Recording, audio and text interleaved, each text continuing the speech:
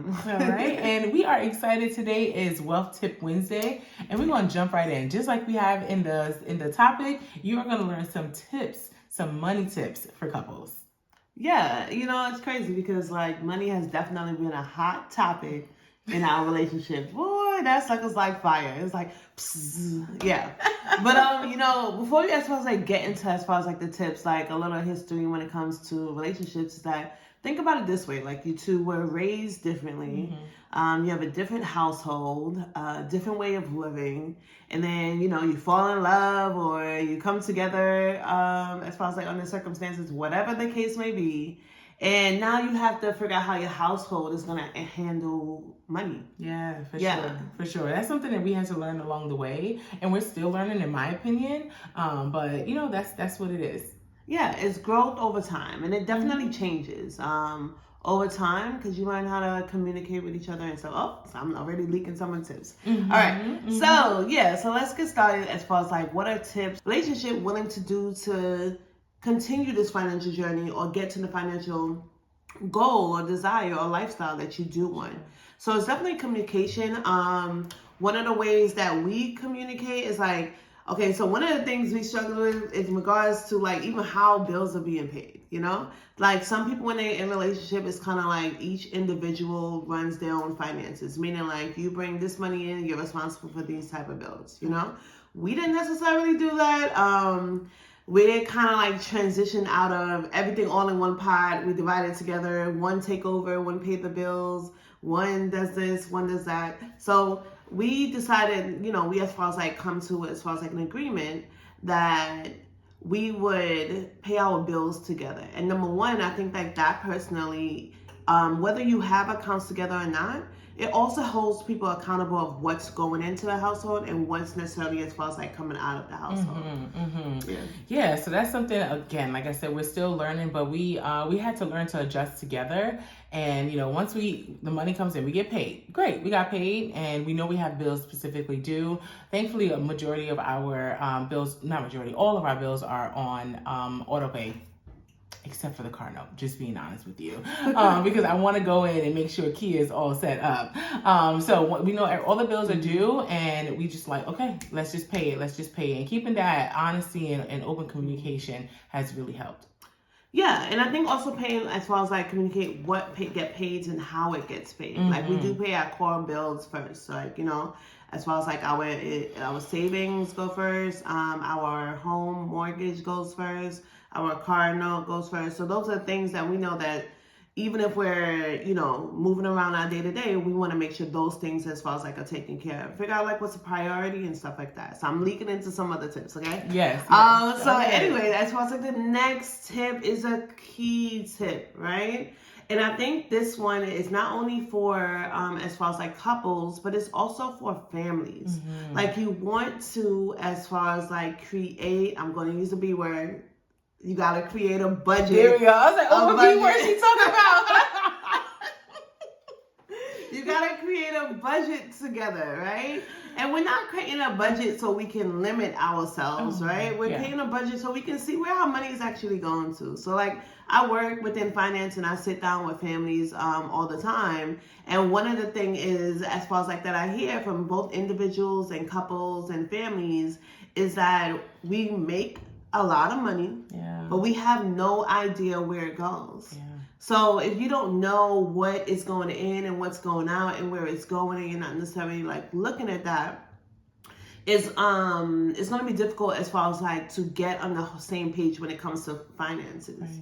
Because you may be thinking your couple is spending money on bags or clothes or whatever, but they could be overspending in areas on food where food is being wasted in the house. So it's, different things when you do a budget together as a family. So like if it's just you do your budget with yourself. If it's you and a spouse, you do your budget with you and your spouse. If you and a family, you sit down as a family and we do budget together. Yes. Because it's also good to teach kids along that journey on how to budget and what, why they should budget.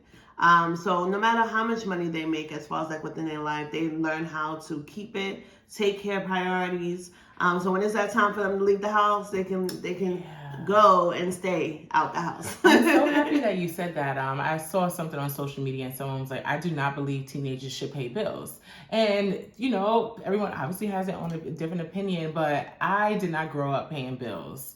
My mother took care of everything. And once it was time for me to get out there in the real world, I didn't understand. I literally had to pay the bill on time. It was, oh my goodness. Sam knows this, when I had this silly Old Navy bill, $35, y'all, and I didn't pay it. That went on my credit report for 7 entire years. So and that was an Old Navy bill, but like household necessities are absolute necessities. So I look forward to when Abigail is in, what age is she paying a household bill? Yeah, well, she's doing. It's funny because like when me and Abby go out, she gets like a certain amount of money and she spends. Because it's more of like understanding. No, I'm sorry. I'm laughing about something that she said with me. I'm sorry. Okay, got it. But yeah, so more of like as far as like an understanding of like when to pay, how to pay, what you have, and it also teaches math within it. One of the things that I remember as a child is my father used to. He's in construction, so we have a construction company. So he literally gets paid cash at that point, right? So he comes home with a wide amount of money, right? And he used to have me pay bills like with his money, right, with the actual tangible. Now we live in a digital age, so we have to do this a little bit more consciously. Because for us, I know we got to go to the bank. Yep. I don't remember the last time I went to the bank, but we got to go to the bank, right? And then take money out the bank. And then give it to our child, So that's like as far as like a routine. I know when my mother come in town, I'll be like, Mom, how much cash you have? But my mother is a cash queen. Cash. She is a cash queen. So I'll be like, hey, Mom, can I get some cash? And I'll cash app her the money. So, just having things to where it's tangible. There's also games and activities that you can utilize as far as with your kids and family. And stuff like that. But we can talk about like other things when it comes to like families and stuff. But yeah, definitely create a financial budget, right? You're creating it together. All right, so now the next tips, right? The next tip that we have is as far as you want to break down, right? Divide financial responsibility. And then I will go once again, it's everyone within your household. So whether it's as far as, your spouse or whatever and kids, you want to break down that financial responsibility, right? Because when it's all on one person, number one, that's one person holding away. And we know that when one person holding away for a long time, eventually it's going to drop, right? But it also, it's kind of like you're enabling the other person within that area for them not to work on. So we want the people that we're with to grow and develop. So divide the financial responsibility. So, because once you got through your budget, right, you have communication, you already got to the point where you understand what someone needs support in and what stuff they can handle on their own. Yeah. Right? Absolutely. And then you want to do it to an extent. Like if somebody is just like not good at paying bills on time, that doesn't mean that they shouldn't pay the bills. Because you don't necessarily want to have that all as far as like on one side. Yeah. So definitely as far as like divide your financial responsibility and switch it up. Every quarter, switch it up. But like, hey, you know what? Maybe you'll take over the gas bill. I'll take over. I'm saying you have your teenagers pay your water bill. I promise you them showers will be short. Or you know what? Have your teenagers pay your internet bill. Right? Who is going to control the Wi-Fi? Yep. Like who is going to be in charge of Wi-Fi? Who's going to be in charge of or the electricity bill? I promise you your lights won't be on. Right. So it's like, these different things that you can do as far as like within your household. It helps people register this equals this, and if I free up this, I can get what I truly want to spend my money on. Yes, and then, when it comes to the teenagers, they're going to be prepared in the future. They're going to know that these bills need to be paid. And I love that you said to change it up every year. Well, throughout the year, because, okay, if somebody is used to paying this one bill, let's say the internet, we know majority of the time we have a promo deal for the internet for like 12 or maybe 24 months. The teenager has that bill, but then after that 12 months is up, change it to the water bill so that they'll see that the water bill fluctuates. It's not just a set bill. So when they get older, they'll understand that they have to mentally be prepared for, maybe the summer months, they'll take more showers, and that means the bill is going to be a little bit higher. Yeah, so they can prepare for their season. Absolutely, yes. So I'm excited to talk about this next one because we are in inflation station right now. So I want to address building an emergency fund. Yeah, like, okay, so listen, we all gonna have emergencies, right? And emergencies happen at all times. It usually happen when we, but let's define emergency. I think it's, sometimes, that vacation is not an emergency, guys. Vacation is not an emergency. Your shopping spree is not an emergency.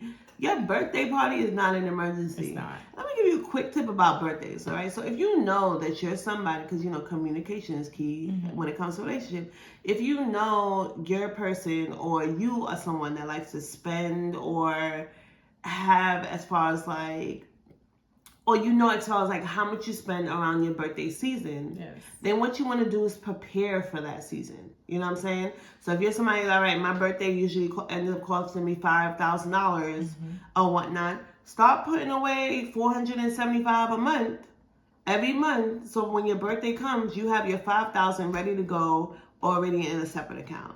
So like, you want to make sure that you're preparing it, right? Because your emergency funds are for really like emergency. And if you own a home, you want two. So you want your life emergency fund, and then you also want your as far as your home emergency fund. Because anyone that owns a home knows that at some time you're gonna have to do something with your toilet. You're gonna have to do something with your sink. You're gonna have to do something with your roof. Yep. You have to do something. She's literally naming the things that we've gone through, and this is shout out to us, babe. Year 3, being homeowners, and sorry to interject, but you won't know when these things are gonna come about. Don't forget about the water heater. Okay. Yep. We also have furniture that may break down. We have to replace and things like that. Sorry to jump in, but these things, it's real life for real. Yeah, and it is important, right? Now. An emergency fund, we'll do like as far as like another quick video on as far as like what you need to have as far as like with an emergency fund, right? Because it doesn't look the same for everyone. Oh yeah. No. And then sometimes you don't have enough money to put in there in order for it to be what you actually need. Right. So there's definitely a growth plan in that. But usually you want to make sure as far as like you have an emergency fund, which is about like 3 to 6 months of your as far as like current expenses to make sure that you have that tucked away. Okay. Now let me ask you: should people put an emergency fund under their mattress, in a checking account, in a high yield savings account? What do you recommend? Well, you want any money that sits still doesn't grow. You know what I'm saying? But it's also not at risk. So when it comes to where your money is placed. When I sit down as far as like with clients, I look at exactly where they currently have their money and I ask for what the purpose of your money is. Because every money should have as far as like a purpose. So you want to get it into account where you are gaining some interest because you may not have an emergency tomorrow. Your emergency may occur as far as like within the next 2-3 years or within like the next year. So having different vehicles for different amounts. But there's also ways to stagger your emergency fund so you don't have too much money sitting there as far as like being complacent. Fair. Okay, and we got you. Check the description. You can set up an appointment with Sam, and she can help you set up the accounts appropriate for you or just give you advice, okay? So we got you there. All right, and we're almost done here. So tip number 5, tackle debt as a team. Go ahead. Yeah, definitely. But like we talked about before, like you are a team. You have your financial team, right? And anything that you do individual, it's just everything moves better when you have everyone participate in it. Right. So you want to tackle your debt as a team. Now, let's say you're in a family with debt.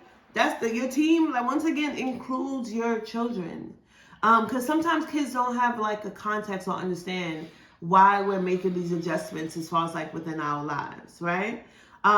So at least as far as like with us, right? One of the things that, as far as like our child, me and Nat, we used to be, our fridge always used to be filled. Like, I'm not even gonna lie. Like, you would swear we got 10 kids up in the house, right? It's because we used to be at BJ's. It used to be stacked. Yeah. Like, the amount of money we would spend on food was redunculous. Is that a word? I don't even know. But if it is, redunculous, okay?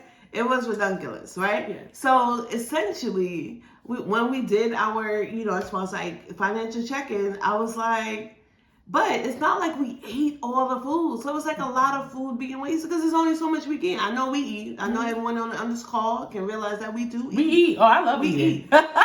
Okay? So I know we do eat. However, it was also being wasteful.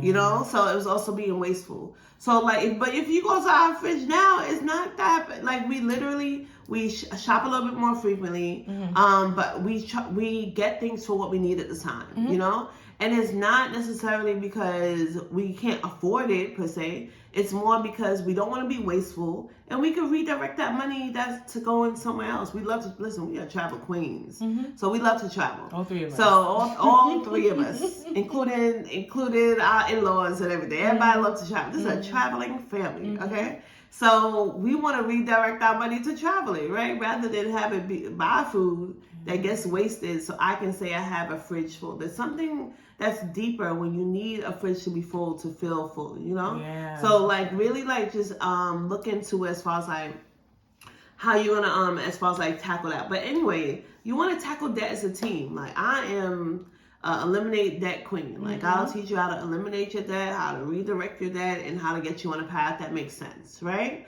But when it comes to tackling your debt as a team, there was a point where I just did it because I'm good at it. Yeah. And that worked to an extent. And the extent was when I didn't want to do it anymore. And I felt like there was no connection. So it's like, all right, you make the mess and I gotta clean it up. That can get frustrating, you know what I'm saying? I'm sorry, babe. Gosh. But anyway, that can get frustrating, you know? So it's more of, all right, so how do we do this together, right? And I'm not, every tip that we give you, I'm not saying it's going to be easy to transition. And I'm not saying you should do everything all at once. I'm saying, you know, start somewhere and work your way up towards where you can get to a point where communication has to be throughout this as far as like experience. Right. So, you know, as far as like tackle your debt, all right? And the reason why you want to tackle your debt is because you're really paying companies more. So like even if you get something on sale, like all right, let's say if I get this shoes on sale, right? The shoes is $100, I get it on sale, right? But like I borrowed the money, so I borrowed $100. I got the shoe is worth like $200. I got it for $100, and I got it on sale, right? But I put it on a credit card and I'm paying the minimum interest payment, and I don't pay that shoe off. I have about 28%. If you're lucky, maybe like about 15% interest. Ooh, lucky. Now, if you keep that, if you keep that credit card as far as like bill for like the next 3 to 5 years, you end up paying about 3 to 4 times of what you, as far as like originally bought the shoe for. Therefore, you don't save money. You actually pay more money, right? And it works with shoes. It works with houses. It works with as far as like anything. But you really want to tackle your debt and make it fun. Like, make it where it's like, you know, all right, we pay off this credit card. We get to go or whatever, spend $50 on an event or, you know, going out to eat, or we get a movie night. You can have it as a family, and it can be tackled in many ways. I remember when I was younger, like my mother we needed to save money, right? So she used to have us, all right, she used to put us on a challenge, right? Everyone had maybe, I think it was maybe like about $30 or $40, whatever the amount was. And we would have to save the most money. Any money that we saved, we got to keep. So Sam loved her some money. Like, listen, I graduated high school with money. You know what I'm saying? So I make sure I have my cushion and my emergency fund and my life and my traveling, all that together. So like, just like those little things you can do and how you tackle the debt, you know? And then you take that money, and it may not be you can keep it all at once.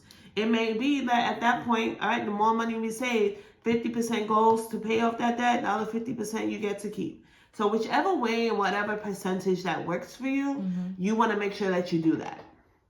Pretty much, yeah. And you literally said it. The most thing I want to emphasize is starting young if possible. As I mentioned, having teenagers pay the bills. If you teach them how to do something at an early age, and that's with anything, not only money, they're going to know how to do it in the future. So I'm excited. But hold on, before you even, like, as far as like we wrap this one up, yes. Listen, even if it's better to do when you're young, it don't matter how old you are. There's always room for change. Like, it's never too late to make that adjustment. Because sometimes we be like, dang, I wish I would have known this then.